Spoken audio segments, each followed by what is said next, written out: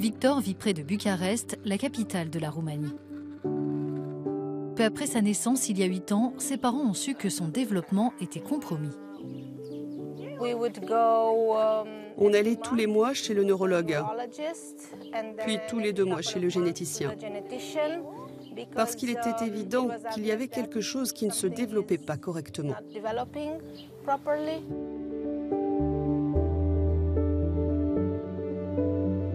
Il a fallu 3 ans et des tests réalisés dans 6 pays pour identifier la maladie rare de Victor. Il s'agit du syndrome de Coffin-Lorry causé par une minuscule mutation de l'un des gènes du garçon. Cette mutation entraîne un retard psychomoteur important. Sur le plan cognitif, il a 8 ans, mais mentalement et physiquement, il a entre 2 et 3 ans. Et on s'attend à ce que ce retard se maintienne tout au long de sa vie. La natation, l'orthophonie et la kinésithérapie font partie des activités qui aident Victor à améliorer sa qualité de vie. Sa maladie n'a pas de traitement connu.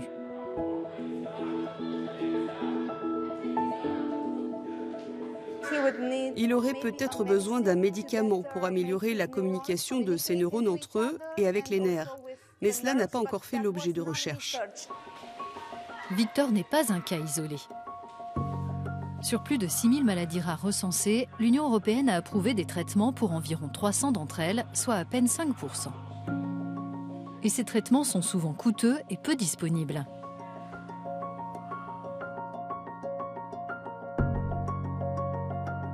Voici l'hôpital où Victor a été pris en charge la première fois. Chaque année, ces experts s'occupent d'environ 1000 personnes atteintes de maladies rares. Le diagnostic et les traitements éventuels sont synonymes de grands défis.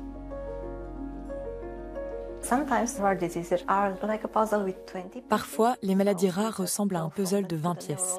Vous allez donc voir le neurologue, le pédiatre, le cardiologue, vous allez au laboratoire et vous faites une analyse sanguine courante, puis un test génétique, et vous avez la vue d'ensemble. Mais parfois, il y a des maladies qui comportent plus de 2000 éléments, 2000 petites pièces. Cela prend du temps. Or, les gens ont besoin de réponses rapides à leurs questions.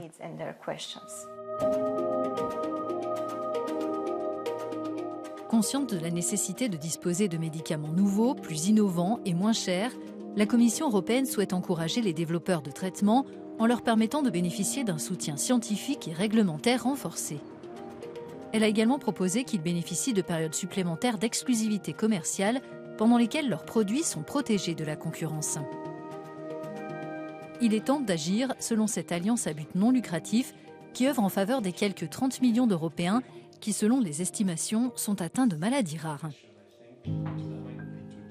Un traitement, ça veut dire un traitement qui traite certains symptômes seulement, qui retarde l'apparition, qui ralentit l'évolution, parfois qui bloque complètement l'évolution, mais qui est un traitement à long terme, et très rarement, c'est un traitement curatif. Donc il y a un énorme besoin. Le plus important, c'est la science. Et on est dans un moment formidable pour ça. On voit sur les dernières années le nombre de nouveaux traitements qui arrivent, qui sont des traitements notamment par thérapie génique et cellulaire, mais pas seulement, aussi pharmacologiques, parfois en réutilisant d'anciennes molécules, mais il y a une explosion des possibilités.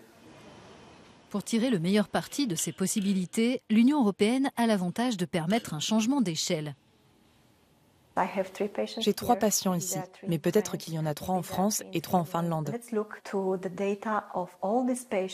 Examinons les données de tous ces patients et voyons si nous pouvons trouver des biomarqueurs, des cibles thérapeutiques potentielles, pour ensuite peut-être développer des essais et trouver un traitement approprié pour eux.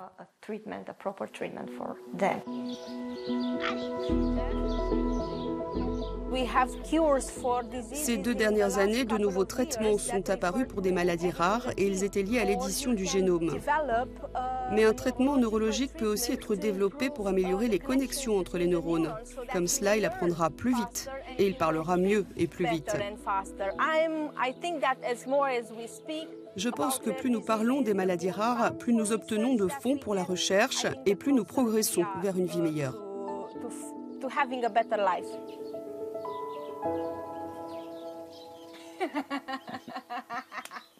Smile.